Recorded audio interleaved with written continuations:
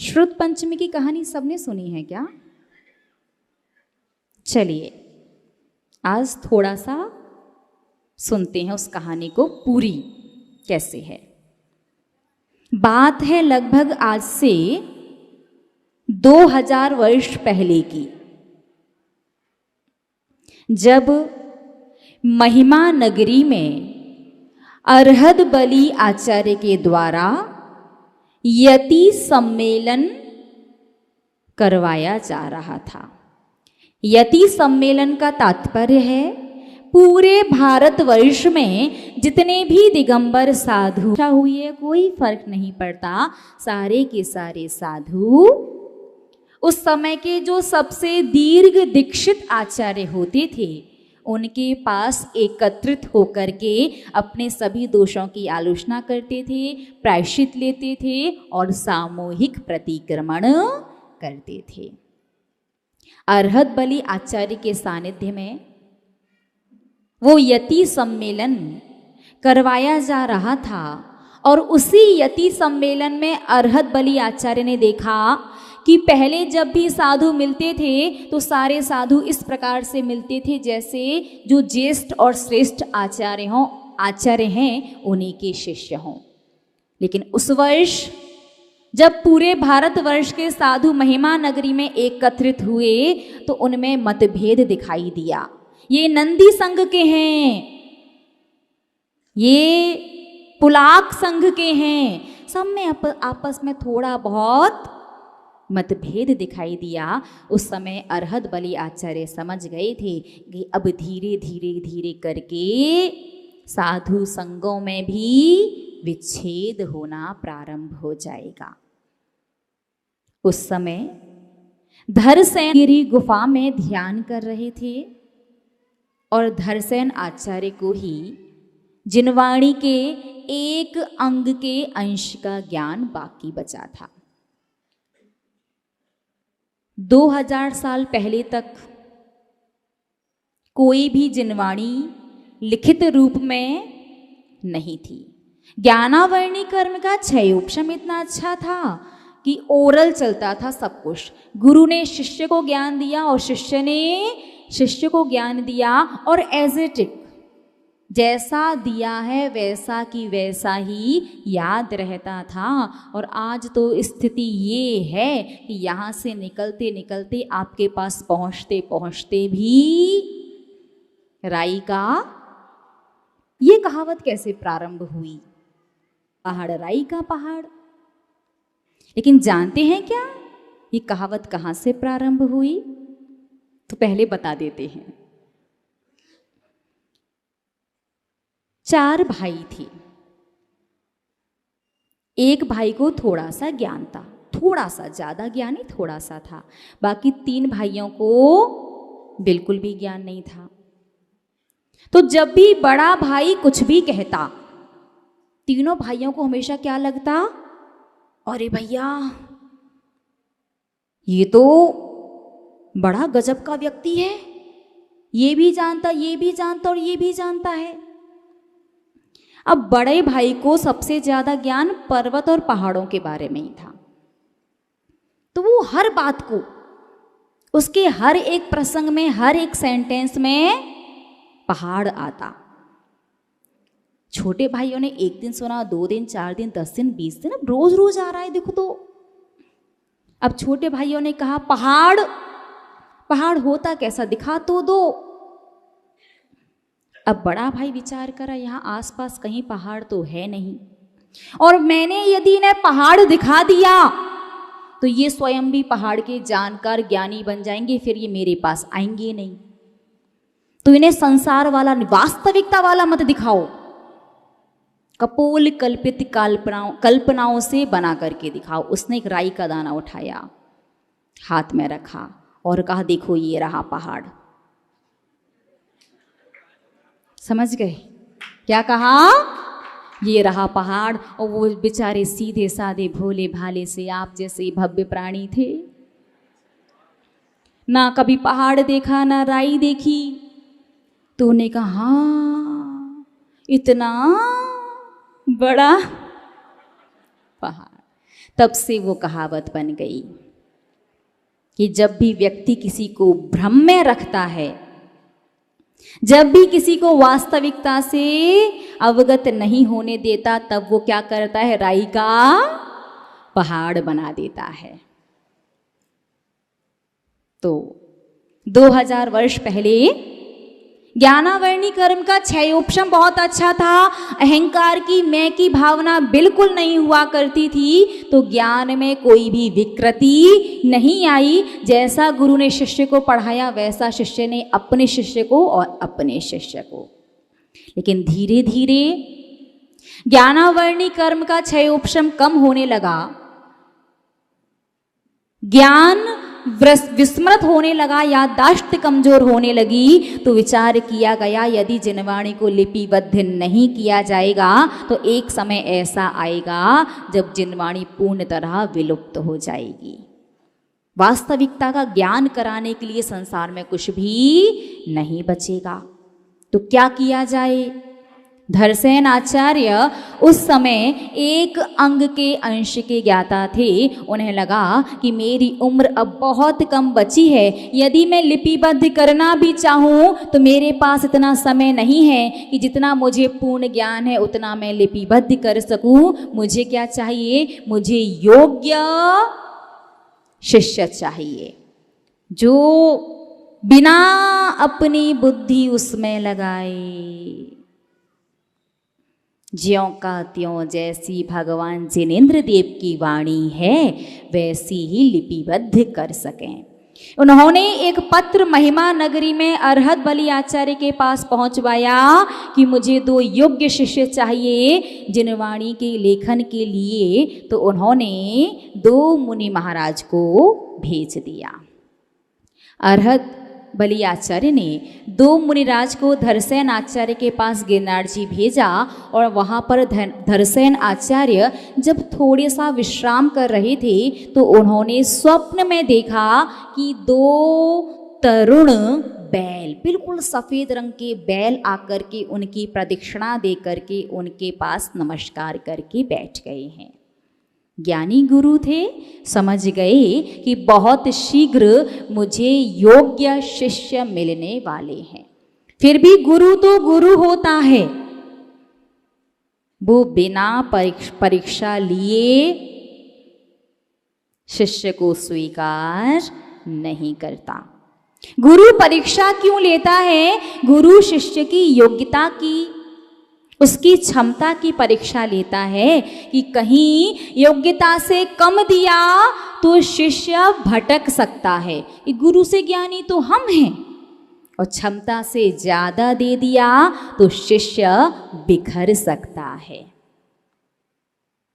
दोनों पहुंचे मुनि महाराज धरसेन आचार्य के पास।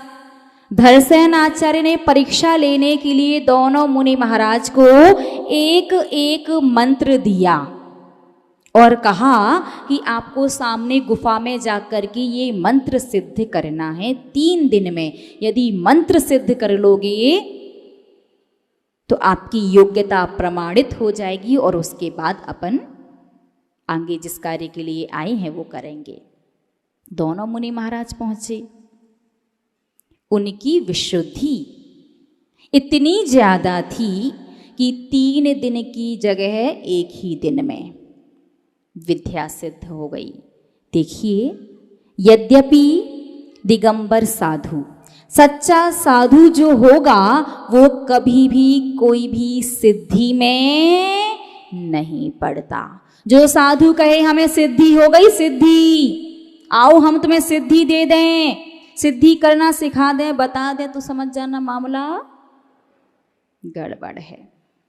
गुरु आज्ञा से शिष्य सिद्धि कर भी ले लेकिन सिद्धि को स्वीकार नहीं करता। सच्चा साधु कभी भी रिद्धि सिद्धियों के चक्कर में नहीं पड़ता। तो कोई श्रावक की मानसिकता, श्रावक कह सकता है कि साधु को सिद्धि है, ये श्रावक का दृष्टिकोण है, इसमें कोई बुराई नहीं है। लेकिन साधु स्वयं कहे कि हमें, तो समझ जाना आपको क्या करना है। ठीक है ना? तो धरसेन आचार्य ने जो 2 मुनि महाराज को मंत्र दिए, एक ही दिन में मंत्र सिद्ध हो गए। एक मुनि महाराज के समक्ष जो देवी प्रकट हुई थी उनके एक आंख नहीं थी, और दूसरे मुनि महाराज के पास जो देवी प्रकट हुई थी उनके दांत बाहर थे। अब मुनि महाराज विचार कर रहे हैं कि देव तो सर्वांग सुंदर होते, विकृत नहीं होते, एक आंख वाली और दूसरे के दांत बाहर, हो ना हो कोई तो गड़बड़ी है। उन्होंने अपना मंत्र देखा। उन मुनि महाराज की बुद्धि की प्रकृष्टता देखिए। मंत्र को देखते ही उन्हें पता चल गया कि जिन मुनि महाराज के समक्ष एक आंख की देवी प्रकट हुई थी उनके मंत्र में एक अक्षर कम था। उन्होंने उसे सही कर लिया।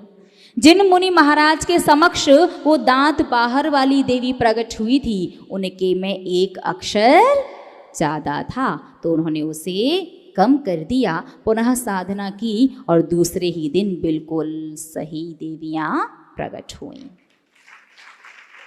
देवियों ने पूछा हमारे लिए क्या आज्ञा है, क्योंकि आपने आह्वान किया है, सिद्धि की है, तो कोई ना कोई प्रयोजन तो होगा। मुनि महाराज ने कहा कोई प्रयोजन नहीं, हमारे गुरु की आज्ञा थी तो हमने कर लिया, अब आप अपने स्थान के लिए जाइए। देवियां वापस चली गईं। दोनों मुनि महाराज पहुंचे धरसेन आचार्य के पास। पहुंच करके बताया, गुरु महाराज आपने जो मंत्र दिया था हमने उसी के अनुसार किया, और जब विकृत रूप देखा, मंत्र को देखा तो समझ में आया कि कहीं कहीं कोई गलती है, तो परिवर्तन करके सुधार करके इस प्रकार से हमने किया है। अब ध्यान दीजिएगा, वो दोनों मुनि महाराज जो इतने योग्य थे कि मंत्र को देखते ही समझ गए कि इस मंत्र में गलती है, और आप लोग गुरु से पहले कुछ लेकर के आते हो, उस उपाय को करने से पहले उसका पूरा कर लेते हो, पता नहीं क्या क्या कर लेते हो। उसको तो ऐसा दिया था और मुझे ऐसा दे दिया। 4 लोगों को एक सा उपाय बताया था लेकिन उसका तो काम हो गया, मेरा तो बड़े विकल्प आते हैं।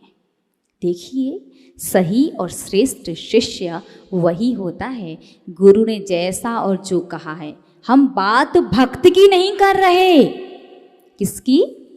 शिष्य की। और शिष्य की परिभाषा जानते हैं क्या आप लोग? शिष्य कौन होता है?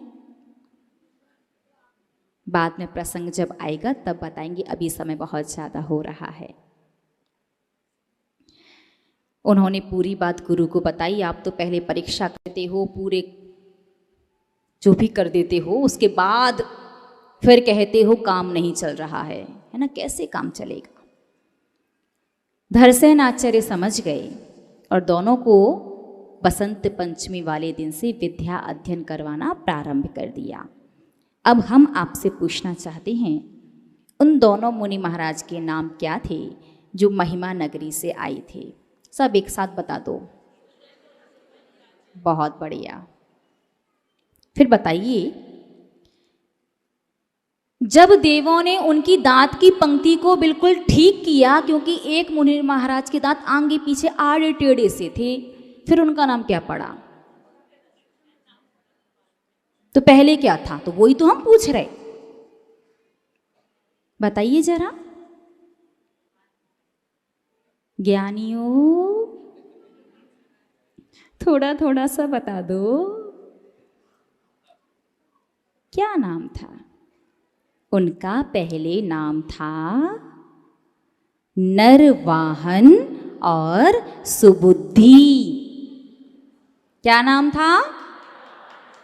नरवाहन और सुबुद्धि। नरवाहन राजा थे, सुबुद्धि मंत्री थे। दोनों को वैराग्य हुआ, दोनों ने दीक्षा ली। जब वो मंत्र सिद्ध करके आए, वापस गुरु के पास पहुंचे, विद्या अध्ययन किया, तो एक जो बड़े मुनि महाराज थे नरवाहन, उनके दांत थोड़े से आड़े टेढ़े थे, तो देवों ने उनके दांतों की पंक्ति को बिल्कुल एक सा कर दिया, तो उनका नाम हुआ पुष्प दंत। और दूसरे जो मुनि महाराज थे, उन्होंने ही सबसे ज्यादा जिनवाणी को लिखा है, क्योंकि पुष्पदंत आचार्य की उम्र कम थी तो वो ज़्यादा लेखन नहीं कर पाए, वो थोड़ा सा ही लिख पाए थे। ज़्यादा भाग को दूसरे आचार्य ने लिखा तो भूत जाति के दिव्यंतर देवों ने आकर के उनकी अर्चना और पूजन की तो उनका नाम पड़ा भूतबली। अब थोड़ा सा ध्यान से समझो। यदि कोई आपसे प्रश्न ये करे कि अपनी प्रथम जिनवाणी को किसने लिखा, तो क्या नाम बताना है आपको? पुष्पदंत और भूतबली। क्यों? क्योंकि जिनवाणी लिखने से पहले दोनों के नाम परिवर्तित हो चुके थे। ठीक है ना? तो यहाँ कोई कंफ्यूजन तो नहीं है ना? जब महिमा नगरी से आए थे, धरसेन आचार्य के पास पहुंचे थे, तब तक उनका नाम था नरवाहन और सुबुद्धि, और जिनवाणी का लेखन प्रारंभ करने से पहले उनका नाम हो गया पुष्पदंत और भूतबली। इस प्रकार उन्होंने बसंत पंचमी से लेकर के आषाढ़ शुक्ला 11 तक ओरल जिनवाणी को सुना। उसके बाद लेखन कार्य प्रारंभ किया। धरसेन आचार्य ने दोनों ही मुनि महाराज का विद्या अध्ययन के बाद बिहार करवा दिया, क्योंकि धरसेन आचार्य की उम्र थोड़ी सी बची थी और वो जानते थे यदि शिष्य गुरु के निकट रहता है, शिष्य कितना भी समझदार क्यों ना हो, लेकिन जब गुरु का वियोग कहें या समाधि कहें, जब वो होता है तो कहीं ना कहीं विकल्प तो क्षण भर के लिए हो, जैसा भी हो, मन में आता ही है। और धरसेन आचार्य ये नहीं चाहते थे कि विकल्प की वजह से श्रुत लेखन के कार्य में विघ्न उत्पन्न हो, इसलिए दोनों मुनि महाराज का बिहार करवा दिया। अलग अलग स्थान पर दोनों के चातुर्मास हुए। और पुष्पदंत आचार्य बड़े थे तो सठखंडागम अपनी पहली जिनवाणी है, उसका नाम सठखंडागम इसलिए पड़ा, आगम के 6 खंड। पूरी जिनवाणी 6 खंडों में लिखी गई। जीवठाण, खुद्दा बंध, बंध स्वामित्व, वेदना खंड, वर्गणा खंड और महाबंध, ये 6 खंडों के नाम हैं। इसका जो पहला खंड है वो पुष्पदंत आचार्य ने लिखा, और उसी पहले खंड के प्रारंभ में मंगलाचरण के रूप में णमोकार मंत्र को लिखा गया। उससे पहले लिपिबद्ध रूप में णमोकार मंत्र नहीं था। लेकिन संसारी प्राणी ने फिर अपना ज्ञान लगाया। उससे पूछा, संसारी प्राणी से पूछा एक बार कि णमोकार मंत्र को किसने लिखा? आचार्य पुष्पदंत और भूतबली। किसने लिखा? नहीं, लिपिबद्ध तरीके से पूछ रहे हैं। बनाया किसने? वो तो अनादि निधन है। इस पंचम काल में सबसे पहले णमोकार मंत्र को लिपिबद्ध किसने किया? तो वो दोनों के नाम लेते हैं। अब आगे से ध्यान रखना, किसने किया? आचार्य पुष्पदंत जी ने। ठीक है ना? तो इस प्रकार से 6 खंडों में उन्होंने अपने आगम को लिपिबद्ध किया है। सठखंडागम और कसाय पाहुड़, ये 2 ग्रंथ ही ऐसे हैं जो डायरेक्ट बिल्कुल प्योर भगवान महावीर की वाणी है। इसमें कोई मिलावट नहीं, कोई सरलता नहीं। इसीलिए श्रावकों को तो मुख्य जो अपने शास्त्र हैं मूल जिनवाणी के स्पर्श का भी निषेध है।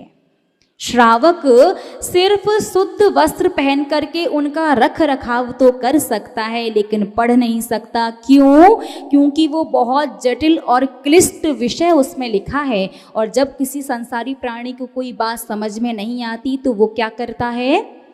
अश्रद्धा के भाव, पता नहीं क्या लिखा है। शास्त्र सभा सुनने जाते हैं, साधु के प्रवचन सुनने श्रावक जाता है, बात समझ में नहीं आए तो क्या करता है? ऊंघो या सूंघो बन जाता है। क्या बन जाता? 3 प्रकार के श्रोता, ऊंघो, सूंघो और चुनो। चुनो, चुनो, चुनना। ऊंघो, शास्त्र सभा में पहुंचे, 2-5 मिनट तो ने देखा कार्यक्रम कैसा है, नहीं समझ में आया तो ऊंघते हैं। तो जो ऊँघों वाले श्रावक होते हैं, अगर उन्हें बिठा करके चुगली करने, गॉसिप करने बिठा दो, 12 कब बज जाएंगे पता नहीं चलता। और आधा घंटा जिनवाणी में कितनी बार नींद ले लेते उन्हें खुद को पता नहीं चलता।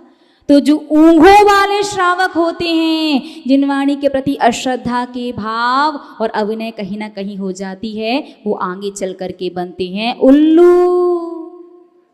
सो रहे थे शास्त्र सभा में, अब जागते रहो रात भर।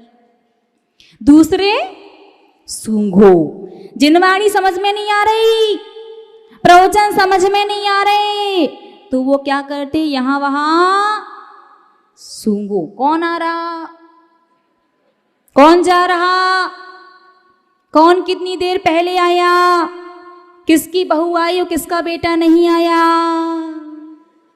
आज आप तो पहली बार ही आए और आप तो 2-4 दिन से आ रहे। पूरा ध्यान इन चीज़ों में रहता है। सूंघो प्रवृत्ति वाले जो श्रावक होते हैं, वो ऐसी त्रियंच योनि में जाते हैं जो नाली और गंदगी को सूंघता रहता। कौन होता वो? ये तो राइट आंसर दे दिया एक ही बार में।